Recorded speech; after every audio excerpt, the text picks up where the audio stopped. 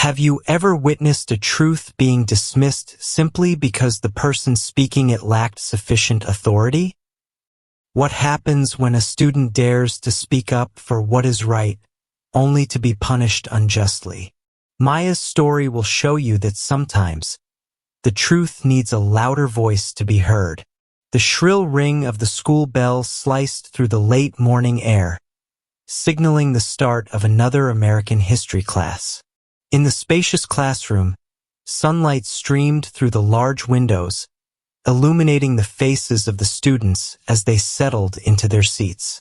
Maya, with her characteristic voluminous, dark curls and bright, intelligent eyes, sat in the front row, her attention already fixed on the textbook open before her. She had always been drawn to this subject, particularly the narratives surrounding the civil rights movement, the stories of individuals who had tirelessly fought for equality and justice. Miss Thompson, a middle-aged white woman with meticulously dyed blonde hair and a somewhat strained smile, entered the classroom carrying a stack of papers. She placed them on her desk and began her lecture, her voice a steady monotone as she spoke about a significant milestone in the history of the civil rights movement. Maya listened intently, her brow furrowed slightly in concentration. She had spent a considerable amount of time researching this particular topic, delving into primary sources and cross-referencing information from various reputable books and websites. As Ms. Thompson continued, Maya noticed a discrepancy, a piece of information that didn't quite align with her understanding of the event. A strong sense of intellectual curiosity, coupled with a commitment to accuracy, stirred within Maya. She didn't want this inaccuracy to be perpetuated. Gathering her courage and with the polite confidence that her parents and grandfather had always encouraged, Maya raised her hand. "Excuse me, Miss Thompson?" Maya's voice was soft yet clear, cutting through the teacher's lecture. Miss Thompson paused, her gaze, which had been sweeping across the classroom, now settling on Maya with a hint of annoyance. "Yes, Maya? Do you have a question?" "Yes, ma'am," Maya replied respectfully.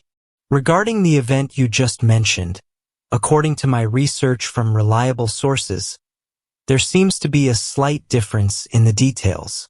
Maya had even prepared a specific web page on her tablet, ready to cite her source. She held it discreetly on her lap, prepared to offer it as evidence. Instead of welcoming the input or showing any curiosity, Miss Thompson's eyebrows furrowed deeper. Her eyes, which had initially held a flicker of professional courtesy, now held a glint of suspicion and a touch of coldness.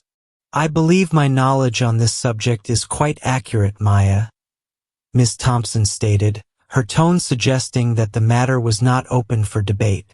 "I hardly think you need to question it. But ma'am, I only wanted to share some additional information I came across during my studies." Maya persisted gently, her voice laced with a genuine desire to contribute to the learning environment. "I even have the source here," she added, raising her tablet slightly. "That won't be necessary." Miss Thompson's voice began to take on a sharper edge. "I don't have time for unnecessary arguments. You're deliberately trying to contradict me, Maya. That's disrespectful behavior towards a teacher." A ripple of whispers spread through the classroom. A few curious glances, a few sympathetic ones, were directed towards Maya. She felt a flush creep up her neck and onto her cheeks. A wave of embarrassment and a growing sense of helplessness washed over her. She had only intended to contribute, to share her knowledge, not to cause trouble. "Miss Thompson, I genuinely just wanted to share what I learned." Maya tried to explain again, her voice trembling slightly as she fought back the tears that were beginning to well up in her eyes. She couldn't understand why her attempt to clarify a historical fact had been met with such hostility. "That's enough," Ms. Thompson's voice boomed, her face now flushed with anger. With this kind of attitude, I don't think you should continue in this class. You are dismissed. The air in the classroom seemed to thicken, the usual hum of teenage energy replaced by a stunned silence. Maya froze, her mind struggling to process the words she had just heard. Dismissed? Had she really just been kicked out of class? Her classmates exchanged bewildered glances, the whispers growing louder, now tinged with shock and disbelief. A profound sense of injustice settled heavily in Maya's chest. What had she done wrong? Was it simply because she dared to speak the truth as she knew it? Or was it because she, a black student, had dared to correct a white teacher? The thought sent a shiver of cold dread down her spine. But Ms. Thompson, Maya stammered, her voice barely a whisper. I don't understand. There's nothing to understand, Maya, Ms. Thompson said firmly, her gaze unwavering. I've made my decision. Now, please gather your belongings and leave the classroom immediately. She gestured curtly towards the door, her expression leaving no room for argument. With a heavy heart and trembling hands, Maya slowly began to pack her books and notebooks into her backpack. The weight of the injustice felt heavier than the textbooks she carried. As she stood up, her vision blurred with unshed tears. She avoided eye contact with her classmates, but she could feel their gazes on her. A mixture of pity, surprise, and perhaps even fear. Silently, Maya walked towards the classroom door, each step feeling like it weighed a ton. Just as she reached the handle, she glanced back at Ms. Thompson, hoping for a flicker of understanding or a change of heart. But the teacher's face remained impassive, her arms crossed over her chest, a silent command for Maya to leave. With a deep sigh, Maya opened the door and stepped out into the hallway. The noise of other classes and passing students seemed muted, distant. As the classroom door swung shut behind her, she could still feel the weight of those lingering gazes, a silent testament to the unfairness of what had just transpired.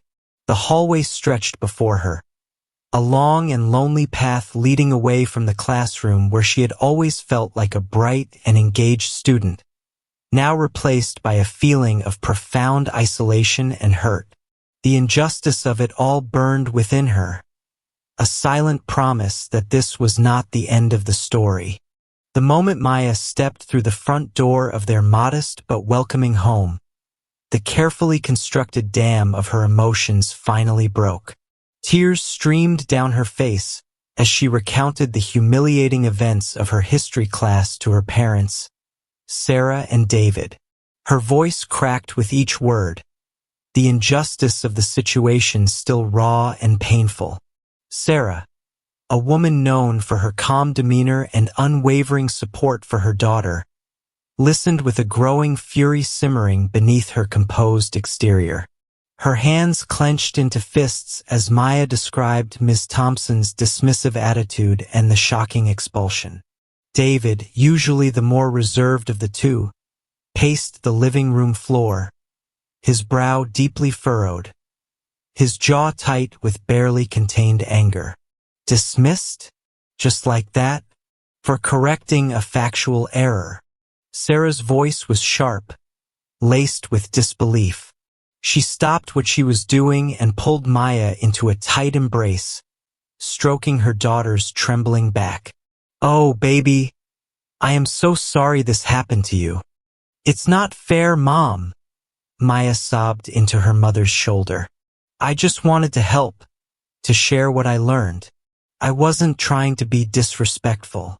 David stopped pacing and knelt down in front of Maya, taking both of her hands in his. His eyes, usually filled with warmth and gentle humor, were now clouded with concern and indignation. We know that, sweetheart. We know you would never intentionally cause trouble. This is outrageous. It's blatant discrimination, plain and simple. He looked at Sarah, his gaze hardening. We can't let this stand. Maya, still shaken, told them about her grandfather, Samuel. She spoke of his sharp intellect, his successful career as a respected businessman, and the quiet but powerful influence he wielded in their city. More importantly, she recounted the countless times he had instilled in her the importance of self-confidence and the courage to fight for what she believed was right. Grandpa always says, if you know something is right, you have a responsibility to speak up, no matter how difficult it might be, Maya said, her voice still thick with tears but now carrying a hint of resolve. A spark of an idea ignited in David's eyes. He stood up quickly and reached for his phone. You're right, Maya. Your grandfather needs to know about this. He dialed his father's number, his hand trembling slightly with a mixture of anger and determination. The phone rang a few times before a familiar, deep voice answered on the other end. David quickly explained the situation, his voice rising with indignation as he recounted the events of Maya's history class and the unjust expulsion. He emphasized Maya's good character and her genuine desire to learn. On the other end of the line, Samuel listened intently, his initial calm demeanor slowly giving way to a simmering fury. He knew his granddaughter was an intelligent and well-behaved young woman. He also understood the subtle, and sometimes not so subtle, ways in which prejudice could manifest itself. This wasn't just a simple misunderstanding. This felt like a clear case of racial bias. Don't you worry, my precious granddaughter, Samuel said into the phone, his voice now firm and resolute, the familiar warmth replaced by an unmistakable tone of authority. I will take care of this. You tell Maya to hold her head high. Justice will be served. He hung up the phone, a plan already forming in his mind. He wouldn't stand idly by while his bright, confident granddaughter was treated with such blatant disrespect. The following morning dawned with an unusual tension hanging in the air at Northwood High. Students and teachers gathered on the sprawling front lawn, the usual Monday morning bustle carrying an undercurrent of anticipation. Rumors about Maya's expulsion had already begun to circulate, whispered conversations passing between students in the hallways and during passing periods. Suddenly, the familiar sounds of teenage chatter and the distant roar of city traffic were abruptly drowned out by a powerful, rhythmic thumping that grew steadily louder. Heads began to turn, eyes scanning the clear blue sky. A collective gasp rippled through the crowd as a sleek, black helicopter appeared on the horizon, growing larger with each passing second. Its polished surface glinted in the sunlight, and the distinctive logo emblazoned on its side was clearly visible even from the ground. The helicopter descended rapidly, its powerful rotors creating a swirling vortex of air that whipped up leaves and dust across the school grounds. Students shielded their eyes, their mouths agape in astonishment. Teachers, initially caught off guard, exchanged bewildered glances, their usual air of authority momentarily forgotten. The helicopter hovered momentarily above the manicured lawn in front of the main school building before gently touching down. The roar of the engines gradually subsided, replaced by a stunned silence from the onlookers.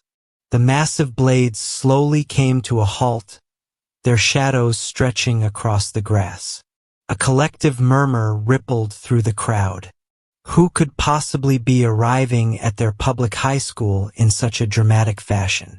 Speculation ran rampant among the students. Was it a celebrity? Politician?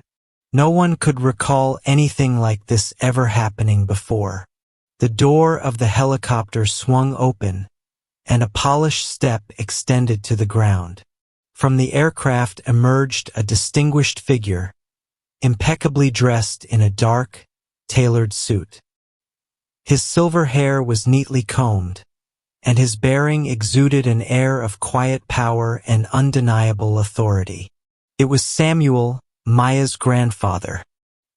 He paused for a moment, his gaze sweeping across the stunned faces of the students and teachers before settling on the imposing figure of Principal Johnson, who, along with a group of bewildered faculty members, was hastily making his way towards the unexpected arrival. Samuel's expression was stern but composed, his eyes conveying a clear message. He was here, and he meant business. The silence on the school grounds was thick with anticipation, everyone waiting to see what would unfold next. The dramatic entrance had certainly made a statement, and the air crackled with unspoken questions and a sense of impending confrontation. The sudden and dramatic arrival of Samuel sent shockwaves through Northwood High. Principal Johnson, a man who prided himself on maintaining order and decorum, rushed towards the helicopter, his face a mixture of confusion and apprehension. He was accompanied by a gaggle of teachers, their expressions mirroring his own. They recognized Samuel instantly. His reputation as a successful businessman and influential figure in the city preceded him. The last thing they wanted was to be on his bad side. Samuel, with an air of quiet authority, walked directly towards Principal Johnson, his gaze unwavering. He extended a hand, which the principal hesitantly shook. "Principal Johnson, I presume?" Samuel's voice was deep and resonant, carrying an unmistakable tone of command. "Yes, Mr. Anderson," Principal Johnson stammered, his usual confidence faltering. "What an unexpected arrival. Is everything all right?" "Everything was not all right yesterday, Principal," Samuel replied, his voice hardening slightly. "My granddaughter, Maya Anderson, a student in your 10th grade, was unjustly dismissed from her history class. I am here to understand why." Principal Johnson's face paled slightly. He had heard rumblings about the incident but hadn't anticipated this level of intervention. He tried to offer a weak explanation, attempting to downplay the situation and defend Ms. Thompson's actions. "There seems to have been a misunderstanding, Mr. Anderson. Ms. Thompson is a dedicated teacher, and I'm sure she had her reasons." Samuel cut him off with a firm but polite wave of his hand. "With all due respect, Principal, I have been fully briefed on the situation. My granddaughter, a bright and inquisitive student, politely corrected a factual error in Ms. Thompson's lecture, citing credible sources. Instead of acknowledging the mistake, Ms. Thompson became defensive, accused Maya of being disrespectful, and then proceeded to dismiss her from class. Is that your understanding of the events?" Principal Johnson shifted uncomfortably, his eyes darting nervously towards the teachers standing behind him. He knew that Samuel's account was likely accurate. Several students had already started sharing videos and posts about the incident on social media, and the narrative was overwhelmingly in Maya's favor. "Well, Mr. Anderson, we are looking into the matter. Ms. Thompson felt that Maya was being disruptive." "Disruptive?" Samuel's voice rose slightly, a hint of steel entering his tone. "Is it disruptive for a student to seek the truth and share their knowledge respectfully? Or is it disruptive for a teacher to be unwilling to admit a mistake and instead resort to such drastic measures as expelling a student?" He paused, letting his words sink in. The silence among the onlookers was palpable. "Furthermore," Samuel continued, his gaze sweeping across the diverse group of students gathered on the lawn, "I have to ask, would a student of a different background have been treated in the same manner? If a white student had politely corrected Miss Thompson, would they have been so swiftly and harshly punished? This incident has the distinct odor of racial bias, principle, and that is something I will not tolerate. His words hung in the air, a powerful indictment of the underlying prejudices that could still exist within their seemingly progressive institution. Several students nodded in agreement, their earlier curiosity now replaced by a sense of solidarity with Maya. Under the weight of Samuel's authority, the growing public scrutiny fueled by social media, and the undeniable logic of his arguments, Principal Johnson's defenses crumbled. He sighed, his shoulders slumping in defeat. "Mr. Anderson, I understand your concerns. After hearing your account and reviewing the initial reports, it seems there was indeed a significant error in judgment on Ms. Thompson's part. On behalf of Northwood High, I sincerely apologize to you and to Maya for this unfortunate incident." He turned to address the crowd, his voice carrying a newfound humility. "We believe in fostering an environment where students feel empowered to learn and express themselves respectfully. Ms. Thompson's actions do not reflect the values of our school." Principal Johnson then personally sought out Maya, who had been waiting anxiously with her parents near the edge of the crowd. He offered her a heartfelt apology, assuring her that she was welcome back at Northwood High. He also announced that Ms. Thompson had been placed on administrative leave pending a full investigation into the matter. A wave of relief washed over Maya. A small smile touched her lips as her friends rushed forward to embrace her, their faces beaming with joy and support. The injustice she had felt so keenly just yesterday was beginning to dissipate, replaced by a sense of vindication. Samuel watched the scene unfold, a hint of satisfaction in his eyes. He knew that this was just the first step, but it was a crucial one. The power of his presence and his willingness to speak truth to power had made a difference. Maya's story is more than just an account of a classroom dispute. It serves as a potent reminder of the subtle yet pervasive biases that can still exist within our society. It highlights how easily the voices of those perceived as less powerful can be dismissed, and how crucial it is to challenge injustice, even when it comes from a position of authority. As the great Nelson Mandela once said, "Education is the most powerful weapon which you can use to change the world." Maya's thirst for knowledge and her courage to speak up, despite the potential consequences, embody the transformative power of education. And her grandfather's unwavering support demonstrates the impact that standing up for what is right can have, regardless of one's position or power. This story teaches us that truth and justice are not always easily served. Sometimes, they require courage, resilience, and the willingness of individuals to use their voice and their influence to right the wrongs they encounter. It underscores the importance of creating an environment where everyone, regardless of their background, feels safe and empowered to speak their truth without fear of reprisal. What are your thoughts on Maya's experience? Have you ever witnessed or experienced a similar situation? Share your perspectives in the comments section below. Your stories and insights can help us foster a more understanding and equitable world. If you found Maya's story compelling and believe in the importance of standing up for what is right, please give this video a thumbs up and subscribe to our channel for more inspiring and thought-provoking narratives. Your support helps us share stories that matter. Thank you for watching, and we'll see you in the next video.